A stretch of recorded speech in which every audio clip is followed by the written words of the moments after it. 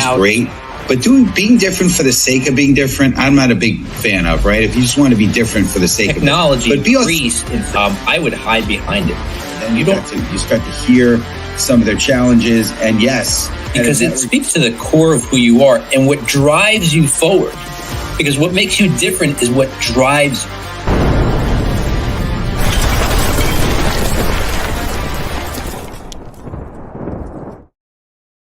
All right, welcome everybody to the Master Connector Show. I'm Rob Genovese.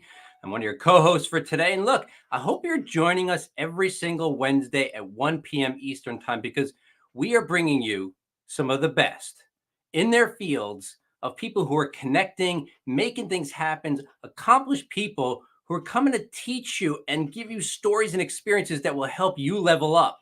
This was important in my own life. You know, Steve and I go back about 27 years. We're two introverts, two former shy guys who really didn't talk to people, and I would shy away. And Steve got a couple of black belts in the martial arts. I think he'd sooner give you a roundhouse kick than talk to you. But look, we overcome that junk. And today, you know, we're running this show. We're both networkers. We're both making things happen. And it's all about the skills we learned along the way. But you're not going to just learn from us. Like I said, we're bringing you the best of the best so you can learn from other people. Connect with them on LinkedIn, follow them, you know, maybe download their programs or take their courses, because this is all about leveling up in order to accomplish what you want to accomplish. Now, like I said, you know, Steve and I go way back, but look, we've come a long way and we want to help you bring you on this journey. So look, mark your calendars for every Wednesday at 1 p.m. Eastern time. Go to masterconnector.show, because we've got a listing of all the upcoming guests right through the summer, but we are booked out to the end of the year, and we'll constantly be updating that website so you can see, you know, look, there's topics on there that might hit you just right. And maybe you can't tune in every week because you're busy making things happen, but you can pick and choose which one you want to tune in for. Bring your questions, bring your experiences. We want to hear you in the chat. This is an interactive show. But look, I'm not going to delay any further. I want to bring him on the show. Look, we're Master Connector. I'm a Master Connector, but he is the Master Connector. Please welcome my co-host, Mr. Steve Spiro. What's up, Steve? What's up, Robbie G? You're a Master Connector because you're on the show with us. But no, in general, obviously, we have a lot of similarities, as you said, and we've been able to learn from the same kind of mentors, and just you know, I respect and appreciate who and what you become, and the journey has been wild. So. But what's going on, friends? Steve Spiro, the Master Connector, coming at you live and direct. And this is going to be a great show. And so what I want you to do, I know Rob, you know, set this up nicely. Definitely make sure you're in the comments connecting with each other, right? I see, you know, John Braden's in the house. Good to see you, John. But, you know, get in there. Tell us where you're from, what city, what state, what country, right? Where, you know, and connect with each other. Tell each other what you do, and make sure you connect offline. The magic in networking. We'll talk about this. Magic is in the follow-up, right? Obviously, we have Yolanda here. We appreciate you, Yolanda. But yeah, we're gonna have a fun time. And so here's what I want to talk about, right? The science of networking, right, delves into the intricate ways our brains are wired for social connections. You know, a trait evolved from our ancestors. I'm reading a really, really good book called Leaders Eat Last, and by Simon Sinek. And yes, that topic, the title is cool, but he gets into so much other stuff and talks a lot about how we were, you know, we kind of came up, you know, thousands of years ago in tribes and all that, and the need for cooperation and community. And that's where a lot of this we're going to speak about, right? You know, studies reveal that effective networking relies on the principles of reciprocity and mutual benefit, tapping into fundamental human psychology. You know, mastering nonverbal cues like body language, eye contact, and enhances networking successes by fostering trust and rapport. And I'm a big digital guy. I love social media. I love specifically networking through LinkedIn. I do like virtual networking. I go to a couple every week, but there's nothing better than being front and center in person with people, right? Getting to see their body language. Now, you could do some of that on a screen, and that, by the way, it's, in my opinion, magnified and so forth, but very important, right? But you know, the 6 degrees of separation, we've all heard the Kevin Bacon game and all, right? But the concept underscores our extensive interconnectedness, there's a big word, right? Showcasing the power of networks in personal and professional realms. Cognitive science suggests that storytelling during networking can create lasting impressions and facilitate stronger bonds through shared experience. Another book I just finished, which is Introvert's Edge to Networking. What a great book in terms of coming up with your story. Anyway, additionally, research indicates that maintaining diverse networks with connections spanning various backgrounds and industries leads to more innovative ideas and greater opportunities. So we're going to delve into all that today. So if you're ready, again, we're a community of participants, not LinkedIn lurkers, and it looks like Trevor Smith is joining us from Atlanta, Georgia. I think that's what it says. Good to see you, Daniel. I'm not going to tempt your last name, but great to have you here from Ohio. Great having everyone here. But if you're ready, because we're LinkedIn participants, not LinkedIn lurkers, so type in hashtag Let's Go. And Robbie G, I'm going to pass it to you to introduce our amazing guest. All right. Thanks, Steve. Yeah, let's go, everybody. Let's not delay this any further because I'm excited to hear from our next guest. Frank Agan works to empower small businesses to achieve more by helping them create dynamic professional relationships. He does this by operating a membership-based referral program called AmSpirit Business Connection, where he shares insightful content via his podcasts, articles, and his book, The Giving Journal. Please welcome to the show, Frank Agan. Hey, Frank. Hey, how we doing? Thanks for having me. Thanks for being on the show, Frank. We are honored. This is big time. You guys are big time. You know that. We're big time because we have you on the show. Now we're really big time. Oh, is that what it is? Okay. I appreciate it. Well, everyone's saying let's go. So let's go, right? They want to hear from you, man. It's okay. Exciting. So we're going to dig right into this, right? So I want community, type in hashtag principles, right? So, obviously I know you're the same as me and Rob. We're big principle-based people. We were mentored by principle-based leaders. So making sure you're operating with integrity and honor and the right kind of character, right? But I want to ask you this, right? This is a slightly different spin on that word principles, but how has the science of human interaction evolved over the centuries, and what key principles remain unchanged? Yeah, that's a great question. I loved your intro, Steve, talking about Simon Sinek's book, it's a great book, and he delves a lot into the science.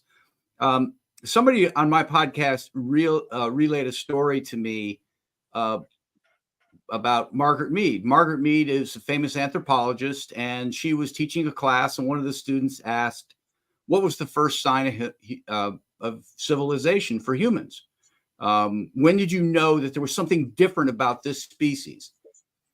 And she gathered herself to answer, and people are thinking, okay, it's clay pots, it's fires, maybe it's weapons, whatever, something along the lines. And her answer was a healed femur. Now, the femur is the bone that connects the knee to the hip. Most mammals have a femur. And for most mammals, when that femur breaks, it's a death sentence. You can't move. You can't protect yourself. You can't get water. You can't get food. You are going to either die a slow, agonizing death or a quick death at the hand of a predator.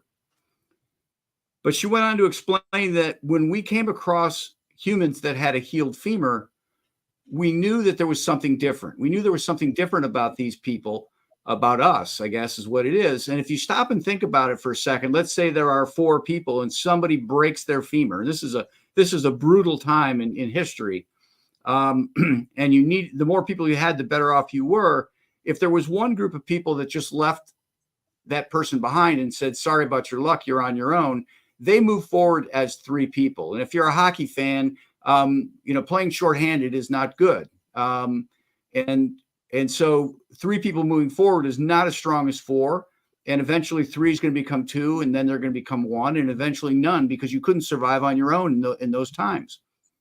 But if you made the decision to stay behind, if you made the decision to say, you know what, Rob, you are important to me. I don't exactly know why, but there's a feeling inside me that's just telling me I need to stay with you and make sure that you're okay.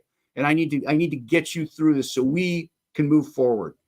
If I did that, a couple things would happen. One, you would move forward with me, And we wouldn't be three of us, but there would be four of us, and four is much stronger than three. And so our chances of survival would be much greater. But the other thing that would happen is that I would build, and Steve, you kind of hit on it, I would build a sense of reciprocity. You would want to do the same for me. If something happens to Frank, I want to do the same thing. So you look at these two tribes, the one tribe that's going to move forward and the other one's going to stay behind and care for people. Who's going to survive? Well, it's the gene pool of the people that cared about one another that survived. So when we talk about principles and the evolution of principles, somewhere along the way, there were people who had this principle of I'm going to care for other people. And then that grew into bigger communities because you wanted to, hey, let's just bring together all the people who care about one another. And I tell people, I don't care what your race is. I don't care what your politics is. I don't care who you love. I don't care any of that stuff. I don't care about gender. That DNA is in our system. And we are really hardwired to help one another. Sometimes greed gets in the way, and there are examples of maybe that's not the case, but push comes to shove, we want to help each other. Yeah, Simon Sinek does a great job in that book, speaking about leveraging. Like he talks about oxytocin and all the different chemicals that our body produces when we do certain things, and why chemically, scientifically, we operate best when we care about each other versus just sort of operate independently. And that's why we don't know the result, right? We are still sort of seeing what the result of digital social media is and how it affects on. We're seeing kids now that are, there's a lot of suicide going on with kids. But we're going to see what happens through this isolated digital world where everything's remote and what that's going to be in 5, 10, 15, 20 years, because it's the community that really, creates the bonds and loyalty. And it's hard to do that digitally, right? So. Well, it is. I look at social media. My use for social media is this, right? I want to, Steve, you and I didn't know each other. We connected. Hey, let's talk. Right. We have a connection. We've never met. We may never meet face to face. But that's okay. There's a kind of a kinship between us. And, now Rob's in the circle as well. That's right. No Rob. I want to highlight, because what you said, Frank, really teed it up in my mind when you said, when I stop for you, Rob, because you might be hurt or whatever, and help you, we move forward. And, you never know when there's going to be a time where that situation gets flip-flopped. When I first started out in business, I spent over 25 years in corporate, where it was almost like kill or be killed. And there was a lack of teamwork in general. I hadn't experienced a lot of teamwork there. So when I went out on my own, I didn't want to have a partner. I didn't want to work with anybody because I wanted to make my decisions my way, move fast. And that's what I was going to do. And what I really, maybe intellectually, I did understand it, but emotionally and realistically, I didn't understand that I couldn't really move forward very far without other people, because once I started collaborating, that's when things really started to happen. I got feedback from people like Steve where, I didn't see that. We have the blind spots. I can fix that. Or, we can leverage each other's time and skill sets, because, I'm good at some things, but I'm not good at everything. And that's where Steve might fill in the gap. So that really, tweaked me in the head when you said we move forward, because I think that was key. Because you could have gone on without me, right? But you didn't. Yeah, no. Very true. Yeah, and I know you're talking about martial arts, but the tweaking you in the head is not a punch or a roundhouse in the head. We're talking about just gonna. That's where Steve's head goes. Yeah, exactly. Well, speaking of which, and I want to get on the next topic, but I have a background in the martial arts. Before that, I did tennis, and before that, I was chess, and I was that single person sport. I was like, if it's to be, it's up to me. And I started to realize that if you truly, truly want to have an enriched life, you need to have community. You need to create connection. You need to make impact on others. That's what I found for myself, and it's what I speak on when I'm asked to speak on stage.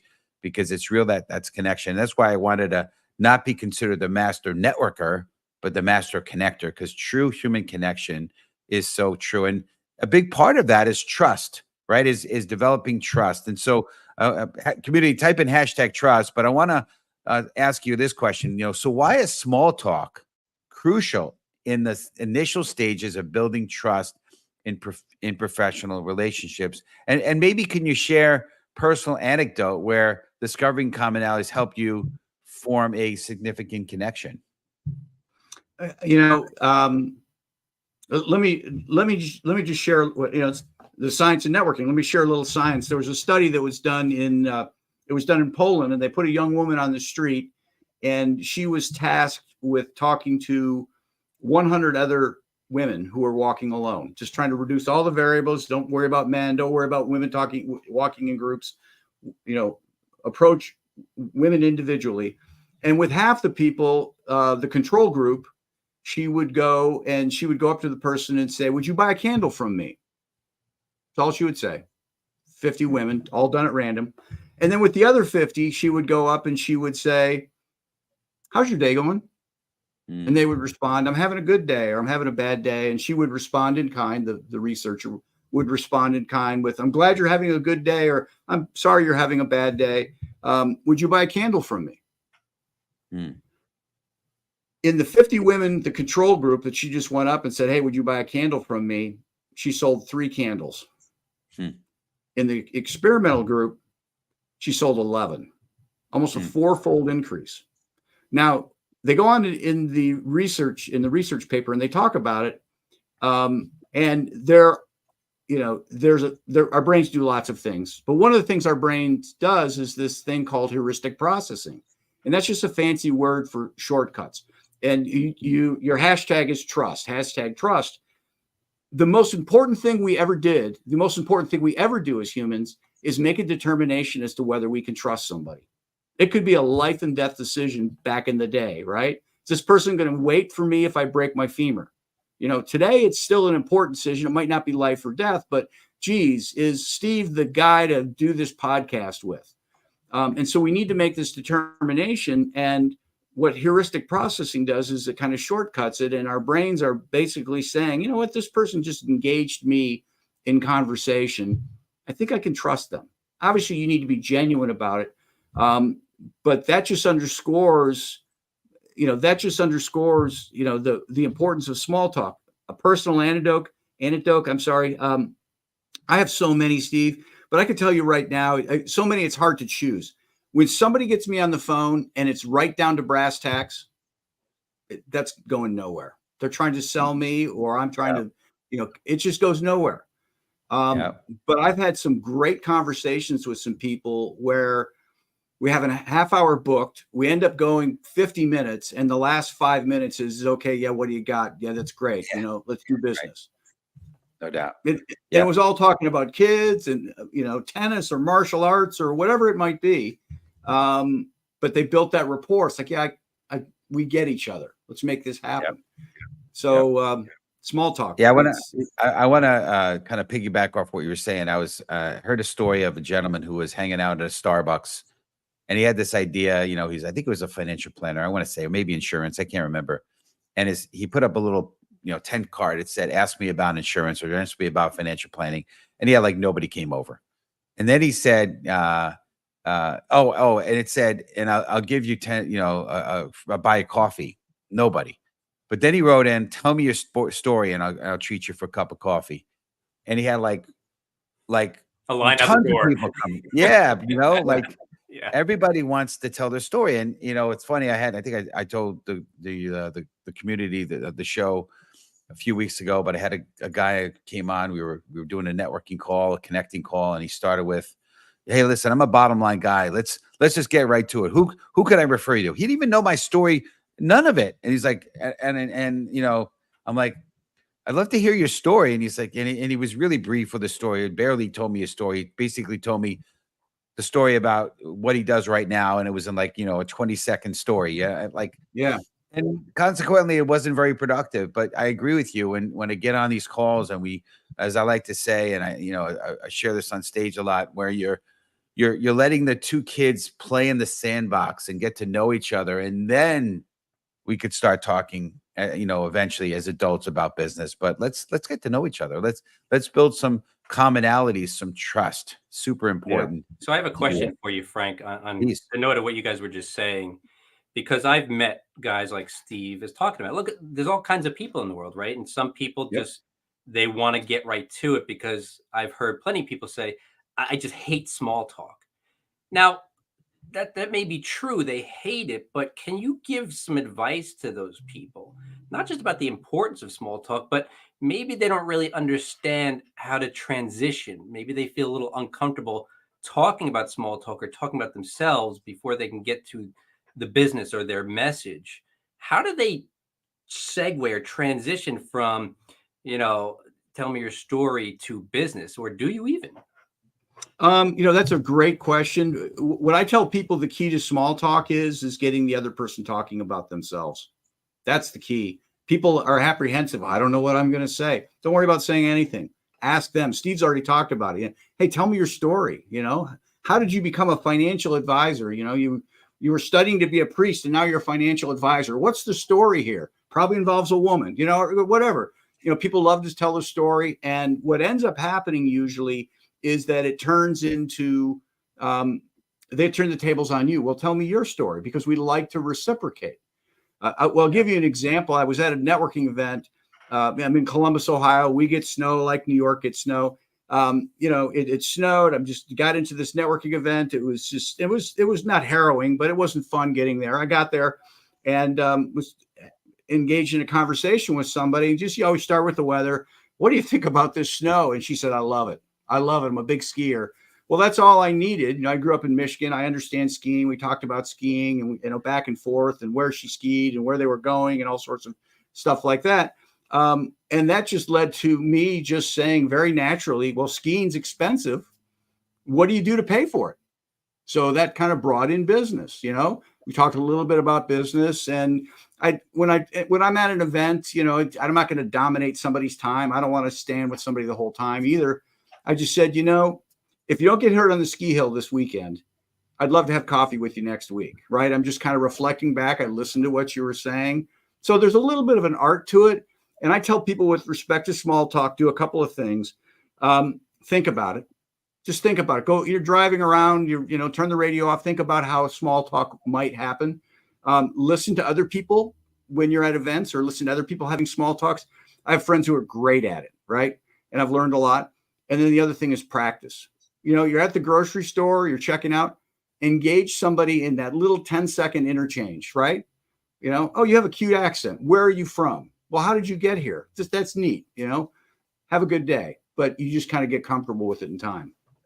Love that. Well, that's how we started out, Steve, right? Grocery store. It's like, yeah, that was our mentors said, go to grocery store, stand in line. Whoever is standing behind you, say something like that. I mean, that's how we started out.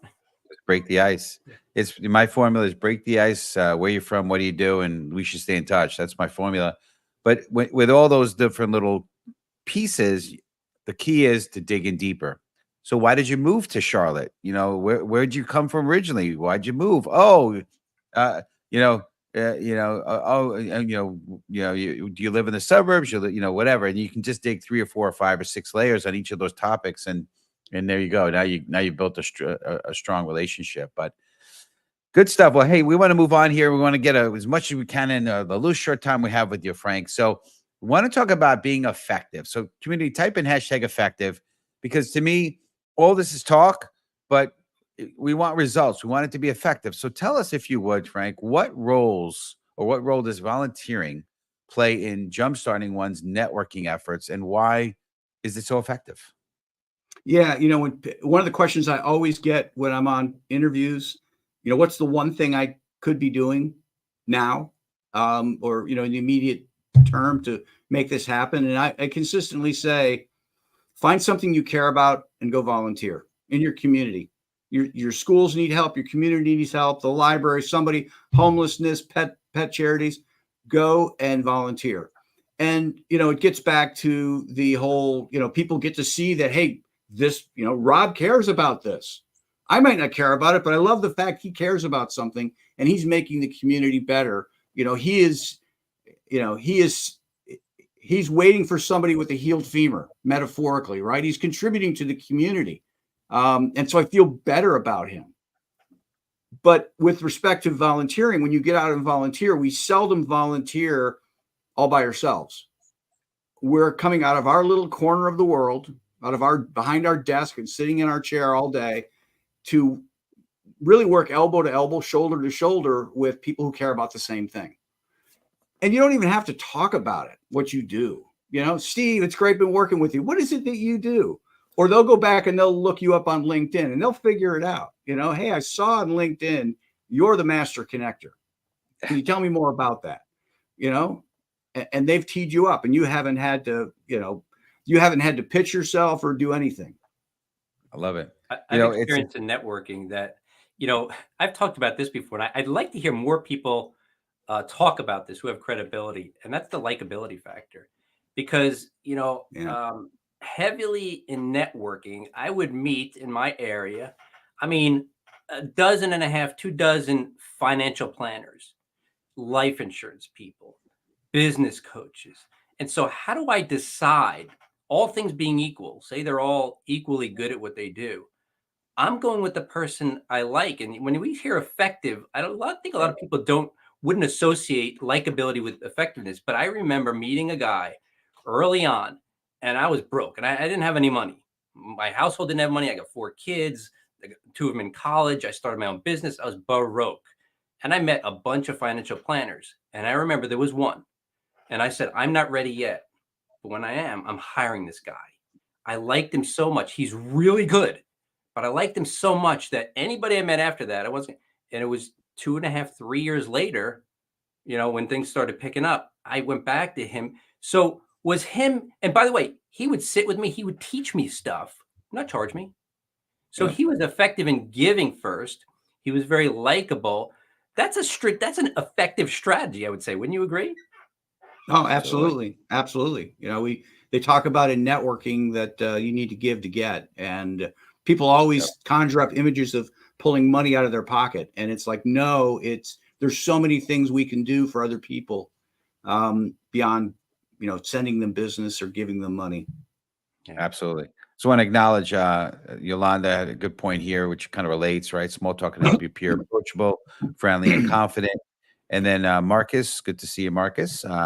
They got to know you, trust you, and like you. And it's so true, right? People do business like that. They don't do business with the other types, right? So we are really man, we're over at 127 already. We have a goal to try to get this the show done by 1:30, and it's just so incredible. The content that you bring it to the table here. Rob, I think you wanted to chat a little bit about his promo, right?